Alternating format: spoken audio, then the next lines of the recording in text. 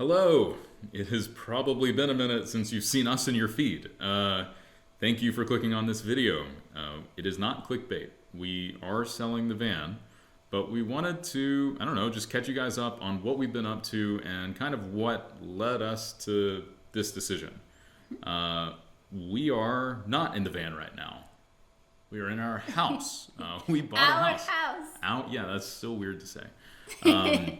We bought a house. We kind of realized that we were traveling to places because they had service, not because we wanted to be there for any other particular reason. We just had moved and shifted our goals and priorities from being in nature and enjoying that, which was wonderful. We did that. It was incredible. But we started to have more professional goals and, having consistent internet and a house that doesn't require oil changes was, kind of a good way to, make that happen. We were better served by being in a house like this. So that's what we did. And we moved in here around November of last year, mid-November, and we've really enjoyed it.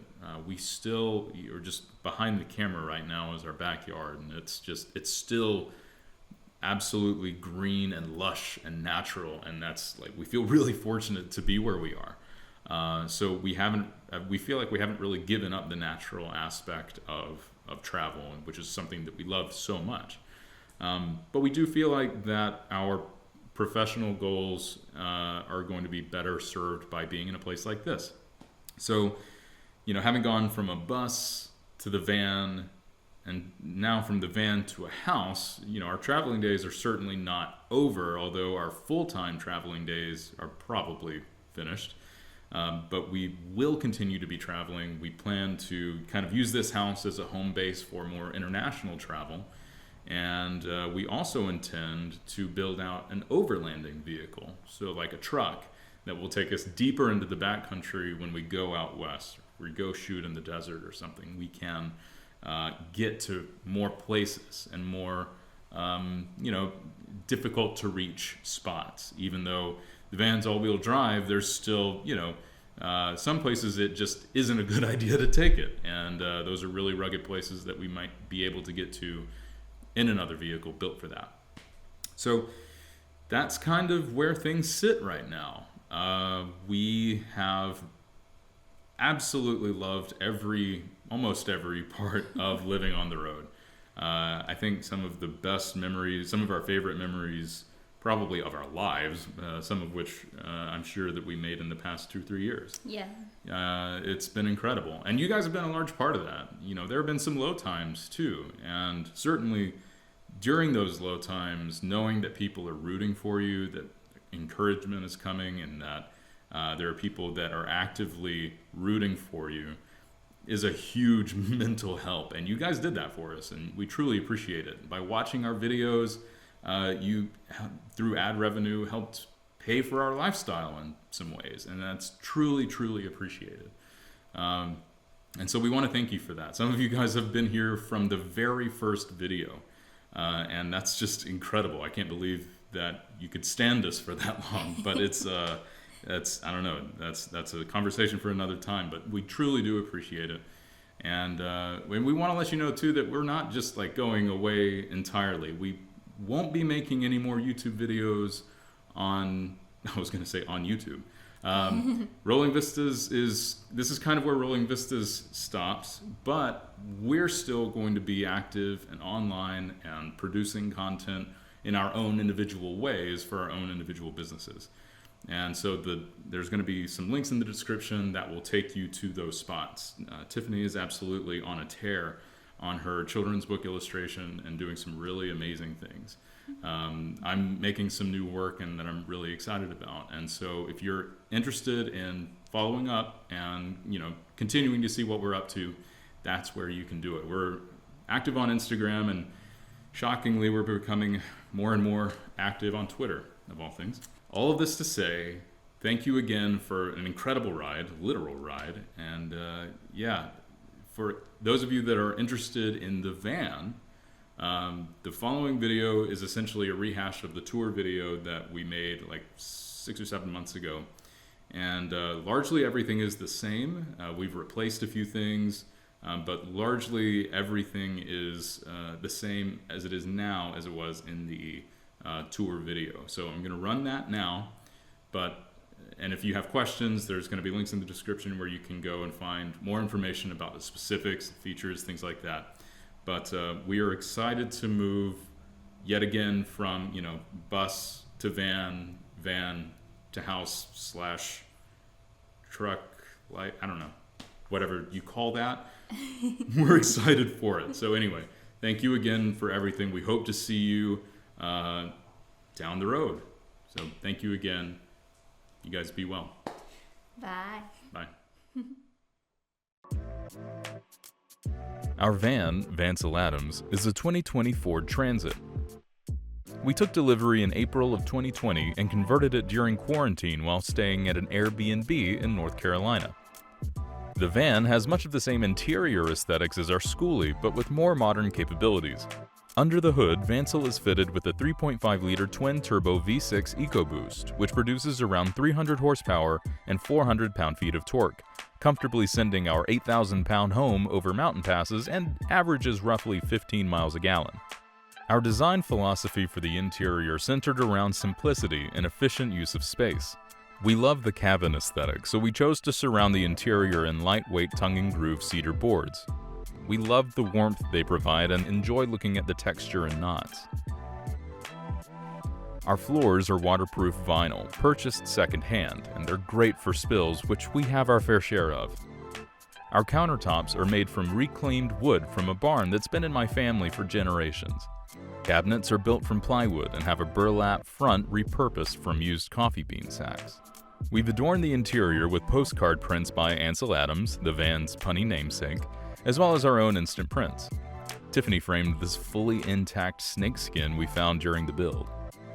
Since we didn't add any additional windows, having good light inside that we can control was important. We have a total of 4 different light groups, all of which are dimmable. We went with warm-based LEDs on dimmable switches for the kitchen and bedroom area, with string lights as an additional mood light in the bedroom. Starting at the front of the van, the factory-installed swivel seats are a mainstay of our design. After we arrive at a campsite, all we have to do to switch to house mode is swing our seats around. Ford swivel seats aren't perfect, but they beat installing them yourself, and they're actually shockingly comfortable. The driver's side sitting area is designed like an office, offering storage for books, computers, cables, and devices. The passenger side table assembles easily and provides a swivel function. A design choice we made that we're extremely happy with was the decision to maximize counter space. Even though the living quarters are small, there's a sizable amount of surface area to set objects on, as well as prepare food and coffee.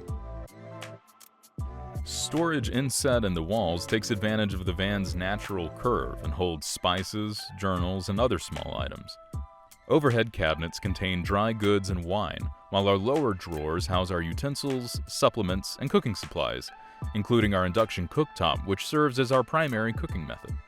Our Dometic 50-quart refrigerator is the same model as the one that we bought for our bus. It's set on heavy-duty drawer slides and can be run off of DC or AC power. Opposite the refrigerator, we have cabinet doors which hold our trash can and cleaning supplies, as well as additional access to our water tanks. Our water system is extremely simple. We have 3 7-gallon tanks, 2 for fresh water and 1 for gray water. Instead of using an electric pump, we use a foot pump to push water through our homemade copper faucet. We really enjoy this system because it's so incredibly simple and there are so few things that can fail. Next to our sink is a large section of countertop, which is actually a hinged lid which reveals our Nature's Head composting toilet. The toilet separates liquids and solids, is vented through the floor, and doesn't smell at all. Seriously. When one of us needs to use it, we just ask for a little privacy. Across from the Nature's Head is our electrical system and pantry. Our house battery is a Yeti 3000 from Goal Zero. This relatively small unit contains the battery, charge controllers, inverters, Bluetooth and Wi-Fi, and multiple safety features all in one unit. The Yeti is charged by 2 200-watt solar panels mounted to the roof, which is great during the summer and on long sunny days. For not so sunny days, as well as in the winter when the sun is at a greater angle, we charge the Yeti off of solar as well as the van battery, which is actually located under the driver's seat. Above the electrical unit is our pantry, where we keep most of our food as well as the odd item here and there. Above the pantry, we have a gear cabinet that is still very much learning how to stay organized. This is also where we have our second AC outlet for charging computers while working on the bed. I fought this decision, but Tiffany was adamant that we make a large space just for our 80-pound lab Shar-Pei mix, Tuco. Tuco's den does take up a lot of room, but I'm happy to say that he uses it every day and every night, which frees up valuable floor space and gives him somewhere to relax and be out of the way. Never to allow something to have just one purpose, we have bungees inside the den to hold shoes. We've also added doors that provide access to hidden storage areas on the sides, as well as access to the garage from the main cabin. This, combined with the cavernous storage space underneath, was the deciding factor in designing a layout with a fixed bed over a convertible bed. The bedroom is obviously where we sleep, but it's also a place where we can lean against the wall and work with our lap desk, relax in the evening, and even close the curtain to separate the front and back parts of the van if one of us wants to sleep in or take a nap.